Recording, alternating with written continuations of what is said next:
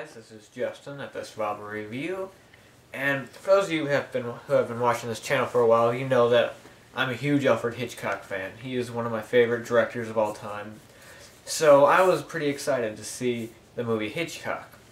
The reason why I'm giving this review so late is that the movie got some limited release in November, but I really didn't get a full theatrical wide release till about a few weeks ago, and I just haven't gotten around to it. So I finally saw Hitchcock, a movie I was looking forward to, and it's loosely based off the book Alfred Hitchcock and the Making of Psycho. And when I say loosely, I mean pretty loosely. I'll get to that in a minute. And the plot involves Alfred Hitchcock. He's making the movie Psycho, obviously, and it's about kind of the troubles he went through trying to get the movie made.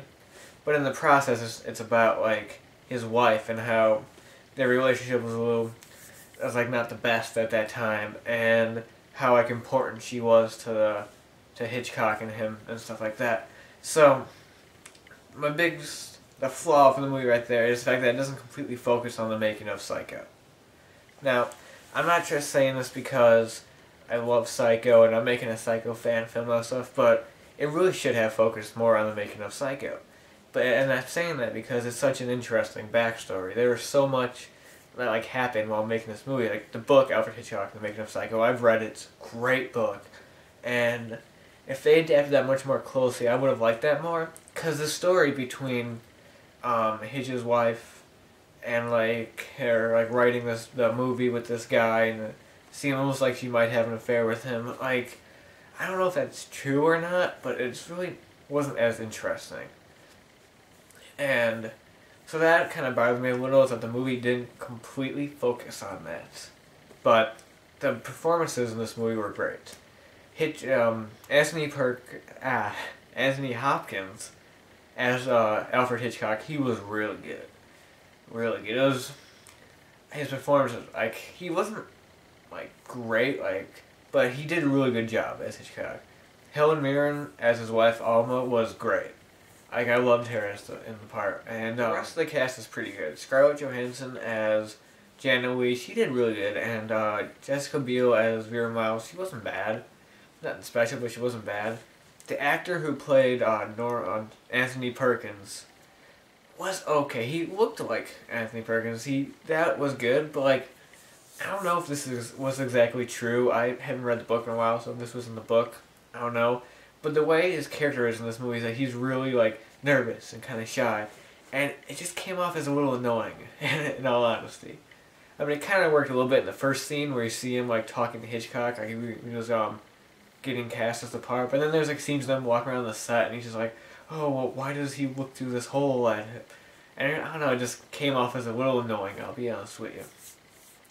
And I don't know if it's exactly true that he had mother issues. I felt that was a little ridiculous, and I think that's my major problem with this movie, is that it doesn't focus as much on the most interesting aspect, the making of Psycho. Now, the story it delves into is pretty good. It's enjoyable. Let's put it that way. It's an interesting story, and I like how they show that his wife was really important, because she was a really big, important part of Hitchcock, so that was cool. But, I don't know, I wanted to see more about Psycho. About the making of, and that's what would have been way more interesting than them trying to put together this kind of Hitchcockian plot, and which didn't work as well. But the Psycho stuff, and I think if you're just an average person, you will enjoy this movie a little bit more, because since I know I've read the book, I've seen all the making of, so I had a little bit of problems with watching some of the Psycho stuff, because I was kind of just that's not exactly how it really happened. Their whole depiction of them filming the shower scene just felt weird. It wasn't completely real, because they were implying, because they never showed her whole body, implying that Janet Leigh was nude while filming, which if you know about the making of, she wasn't. And so kind of the little things like that kind of annoyed me a little. But as a movie, it was good. It was enjoyable. Put it that way. I even though I'm kind of complaining about it a little bit, I like this movie. I don't know. It doesn't sound like that from what I'm saying. But I like this movie. It had good flow to it. It was cool, just seeing, even though I know it's not real, seeing Alfred Hitchcock just doing stuff, Because all you really see of Hitchcock is some interviews and him introducing his TV show. So it was cool to kind of just seeing him do stuff. And like I said, Anthony Perkins was really good as the part. Half the time I kind of forgot that I was watching Anthony Hopkins. If I say Perkins, I'm actually sorry. And if Anthony Hopkins, like sometimes like as you first see him, you kind of like watch him, and kind of go like, oh, I see that's Anthony Hopkins. But as it goes on, you kind of just forget about that, and you're watching Alfred Hitchcock, and that was really good on this part. The movie actually has a good like lighthearted tone to it, which really helps.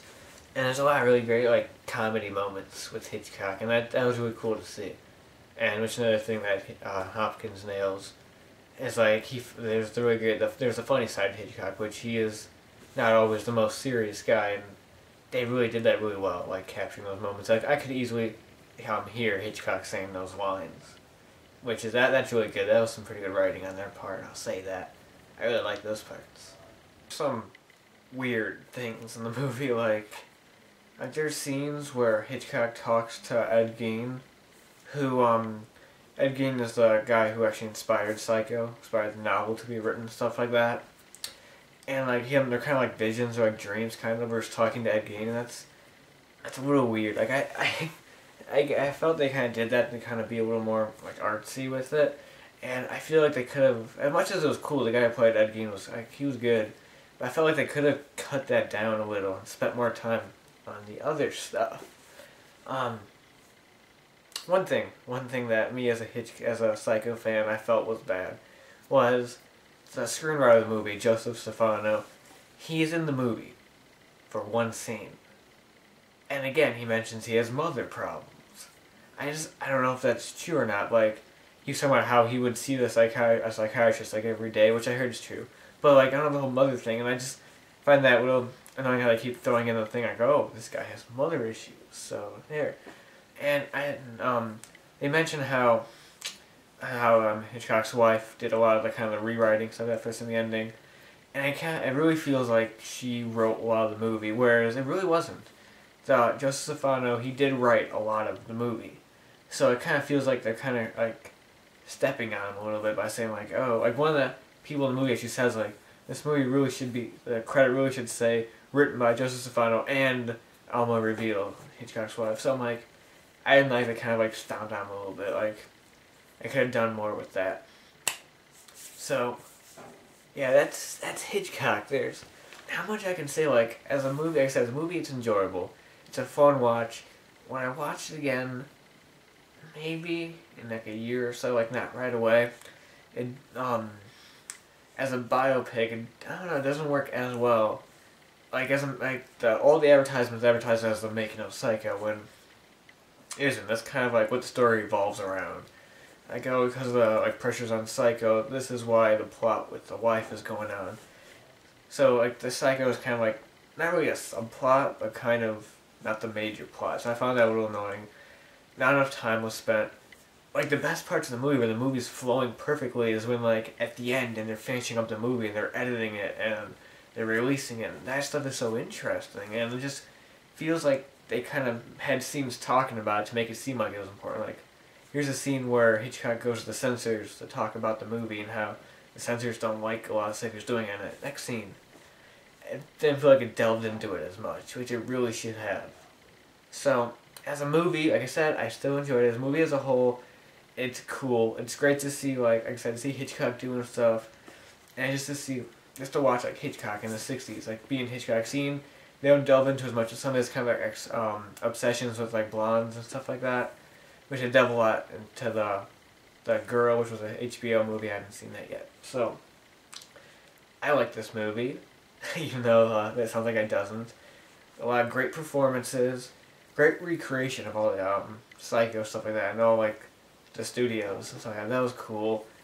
The plot, whereas like I said, it didn't focus on making a Psycho, it was intriguing, and I was interested. I was never bored. So, as a movie, I'd probably give this movie, out of 10, give this movie 7.5.